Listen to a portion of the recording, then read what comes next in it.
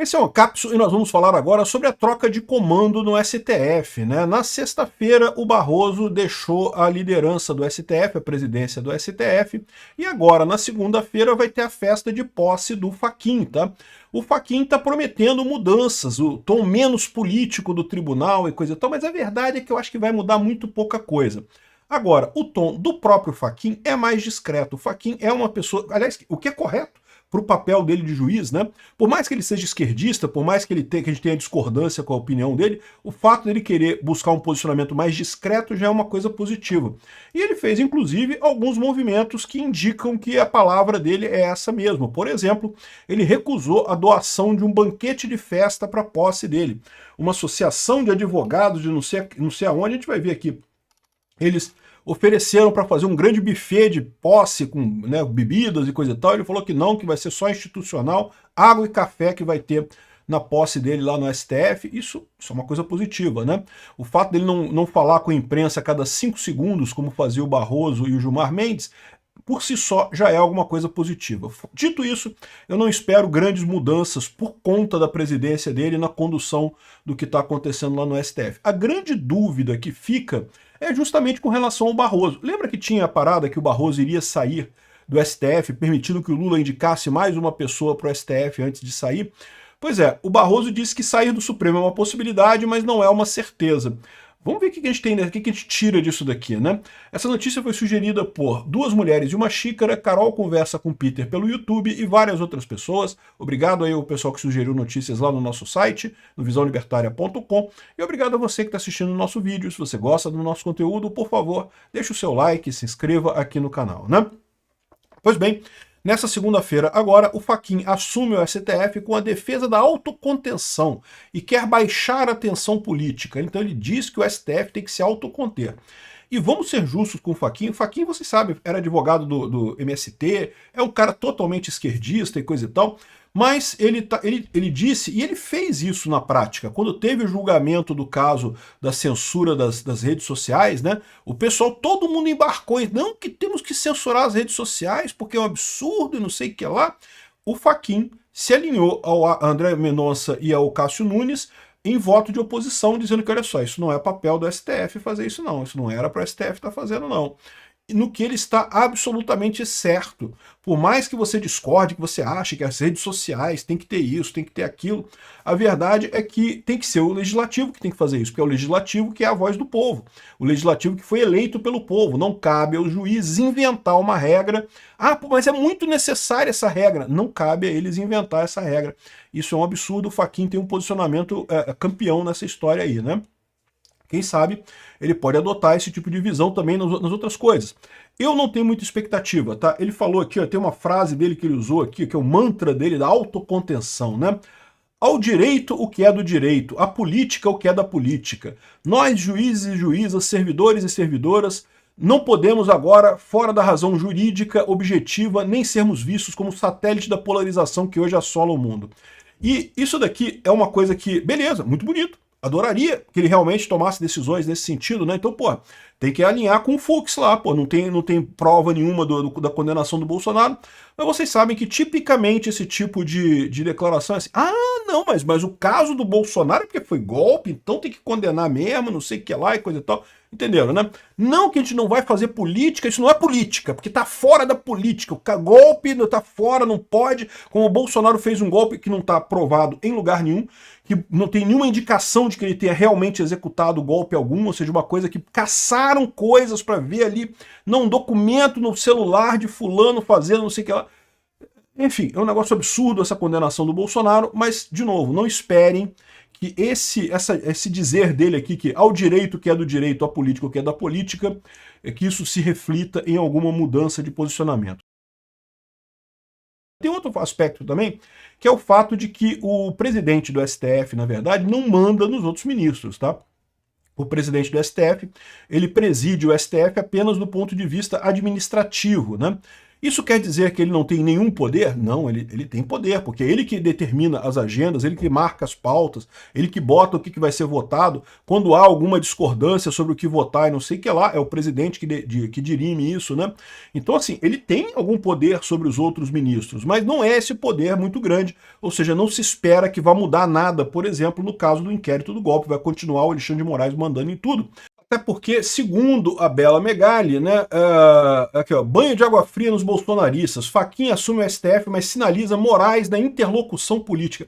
Aliás, essa manchete por si só é um absurdo, né? Que diabo é o Alexandre Moraes na interlocução política, né? Aqui, ó, na posse do ministro Fachin, que deve ser na segunda-feira, traz um banho de água fria para os bolsonaristas. Queria entender isso. Ela está assumindo que nós bolsonaristas esperávamos uma coisa muito melhor. Não, eu já falei, não espero mudança nenhuma. O que eu esperava, eu já falei isso em outros vídeos também, o melhor que a gente pode esperar é pelo menos uma contenção, pelo menos não ser esse show de merda que era o Barroso falando, nós derrotamos o bolsonarismo a cada 5 minutos para uma rede de televisão, né? Parlamentares da direita se mobilizaram para se aproximar do Fachin e tentaram uma interlocução com a presidência do tribunal e receberam a sinalização de que o diálogo será encabeçado por Alexandre de Moraes. O magistrado assume o posto de vice-presidente do STF também na segunda-feira, né? Isso é um padrão lá do STF, ou seja, todo mundo já sabia disso, que ele seria o vice-presidente, porque o Fachin era o vice-presidente do Barroso, ele assume agora. O Alexandre de Moraes é o vice-presidente do Fachin e vai assumir em 2027, né? Sim, em 2027 o Alexandre de Moraes será o presidente do STF, se a gente não conseguir fazer um impeachment contra ele, né? Então, assim, em termos de melhorar coisas, melhorar alguma coisa em si, eu não acredito que vai melhorar nada, né? Mas, pelo menos, a contenção dele, o fato de ser um cara mais focado em não querer ser tão expansivo, não ter tanta ambição política, isso não deixa de ser uma coisa positiva, né? A Folha de São Paulo fala aqui, ó, sobre Fachin, o Supremo precisa buscar autocontenção. Isso aqui é uma ilusão. O Supremo nunca vai buscar autocontenção enquanto não houver alguma chibata do Senado. É o que eu falo para vocês. Autocontenção é difícil mesmo quando a pessoa quer. A verdade é que lá no STF tem um monte de gente que nem querer quer. Então não vai ter autocontenção nenhuma do STF, vão continuar exagerando as coisas dele, né? Quando você quer se autoconter já é difícil. Imagina o Alexandre de Moraes, o Gilmar Mendes e o Barroso, que adoram um holofote, adoram uma entrevista com jornal e revista. Eles não vão se conter em momento algum, né? Mas vamos ver o que vai acontecer daqui para frente. Esse tipo de coisa só quando realmente a gente vê o cara fazendo para a gente ver o posicionamento dele, né? Agora, a outra grande dúvida que surgiu nessa história é a questão da saída do Barroso do STF. Isso foi muito comentado durante muito tempo, que o Barroso estaria chateado, que né, ele não estaria satisfeito e coisa e tal. Por quê? Porque ele fez merda pra caramba, ele viu que fez muita merda, né? Na própria entrevista lá da Roda Viva, ele chorou e se arrependeu de ter falado que derrotamos o bolsonarismo e perdeu o Mané e não sei o que lá. É aquilo que eu falo pra vocês, esse pessoal achava que o bolsonarismo era uma pedra no caminho. Não, é um problema, um probleminha pra gente resolver e acabou. E eles estão vendo agora que não é, que o bolsonarismo vai continuar por muito tempo, não vai ter pedra no caminho, não vai parar. Né? E agora esse pessoal está começando, não, porque foi um erro, não sei o que lá. Não, se fosse para só dar um chute na pedra, não era um erro, mas agora que eles viram que não é uma pedra, que é o caminho inteiro pela frente deles, eles estão mais preocupados com isso, né? E daí, sair do Supremo, eu tenho certeza que o Barroso adoraria sair, mas só que agora as contas mudaram. Por O Barroso recentemente deu essa declaração aqui. O Barroso disse que teve convite de universidade dos Estados Unidos, mas que vai ficar no Brasil, né? Então, veja, o papo que havia desse negócio da saída do Barroso é que o Lula iria indicar ele como diplomata, né, como embaixador em algum país da Europa, ou até no próprio Estados Unidos, e daí ele ficaria como embaixador, e com isso, né, seria o prêmio que ele receberia. Por quê? Porque ele está dando um presente para o Lula, está dando mais uma vaga no STF para o Lula indicar. E o Lula certamente ganha poder político com isso, né? Lembra que poder político, você pode indicar uma vaga, vai ter um monte de gente querendo paparicar o Lula. Não, indica fulano, indica Beltrano, indica não sei o que lá, coisa e tal. O Lula passa a ter mais poder político, né? Porque aí o Lula pode falar, beleza, eu indico fulano se tu fizer tal coisa. Indico Beltrano se tu fizer tal coisa. Enfim, havia realmente essa possibilidade. Eu não tenho dúvida nenhuma que o Barroso pensava mesmo em sair. O que mudou o cálculo do Barroso agora? Justamente as ações do Trump contra o STF. Por quê? Porque até então ele achava que saindo do STF, ele se livraria desse assunto, que não seria mais marcado por isso. Mas agora ele já viu que não vai ser assim. E mais do que isso, ir para os Estados Unidos ele já não consegue. O visto dele já foi vetado. Para a Europa, ele pode ir ainda, mas ele sabe que agora ficou tudo mais arriscado, tudo mais complicado. Como é que ele vai aceitar um cargo diplomático se ele não pode viajar para os Estados Unidos? É uma coisa complicada, ficou realmente mais complicada a situação do Barroso. Ele próprio disse que tem muita ligação com os Estados Unidos, que teve convite de universidades e coisa e tal. Então, o que eu acho que vai acontecer é que ele vai ficar até para a própria proteção dele. Entendeu? Porque o que acontece nesse caso? Veja, o Alexandre de Moraes, ele sacaneou o Brasil inteiro e recebeu uma punição. E agora, o que garante que essa punição não vai muito longe é justamente o fato de que ele é ministro do STF. Por que o Banco do Brasil ainda não encerrou a conta dele? Porque ele é ministro do STF. Se não fosse, se fosse outra pessoa qualquer, já teria encerrado a conta dele há muito tempo. E aí o Barroso pensa a mesma coisa. Ih, rapaz, se eu sair agora do STF e vier uma Magnitsky para cima de mim, o Banco do Brasil não vai nem pensar duas vezes de cortar minha conta corrente, porque pô, agora eu não sou mais nada, não tenho mais poder de nada. Então, entendeu? Essa é a conta. Eu não descarto que o Barroso queria mesmo sair do STF. Eu acho que agora ele não sai, não. Pode ser que eu esteja enganado, pode ser que ele realmente saia, né? Mas em um determinado momento o pessoal estava falando já como certo dele sair. E agora ele está dizendo que não é uma certeza. Realmente eu acho que, aqui, farei uma reflexão profunda sobre antecipar a saída do STF. Mas não disse que vai sair. E também eu digo outra coisa. Se ele for sair, ele vai querer sair agora, nos próximos dias. Se ele deixar isso para o ano que vem, duvido que ele saia ano que vem por um motivo muito simples. Se ele sair ano que vem, o Lula perde tempo para indicar uma pessoa.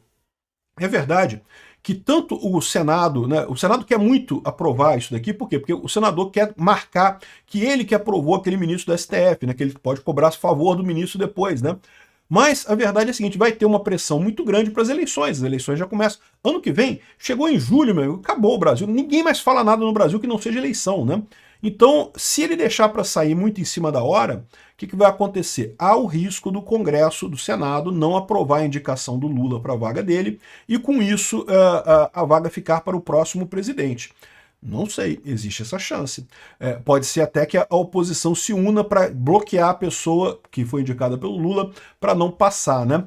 Vamos ver o que vai acontecer. Eu já falei para vocês que a saída dele não é trágica para a direita, porque o Barroso está para sair em 2033. Então o próximo presidente não vai afetar, vai continuar tendo 3 cadeiras para trocar, né? Mas é lógico, o Barroso hoje, ele é até pró-Lula, mas não é tão pró-Lula. Agora, ele é muito pró-mercado. Isso é o problema. Aliás, isso é um problema também para o Fachin, tá? O Fachin, a gente tem falado muito sobre a questão do Bolsonaro e coisa e tal, isso não muda nada. Mas na questão de regulamentação trabalhista, meu amigo, se prepara, você que trabalha de Uber, que trabalha de entrega, vocês estão fodidos, meu amigo. O Fachin vai dar um jeito de obrigar a CLT para todo mundo e ferrar o mercado de trabalho do Brasil. O Fachin vai fazer de tudo para tentar acabar com esse negócio de terceirização. E se o Barroso sair, aí, meu amigo, o Lula vai indicar alguém que vai ser super esquerdista e aí acabou. Aí esquece trabalho de aplicativo. Acabou, já era. Obrigado por assistir o vídeo até o final. Além de curtir, compartilhar e se inscrever no canal, considere se tornar patrocinador com valores a partir de R$ 1,99. Clique no botão Seja Membro abaixo para saber as condições e vantagens de patrocinar o canal. Mais informações sobre o nosso projeto, visite nossos sites indicados na tela.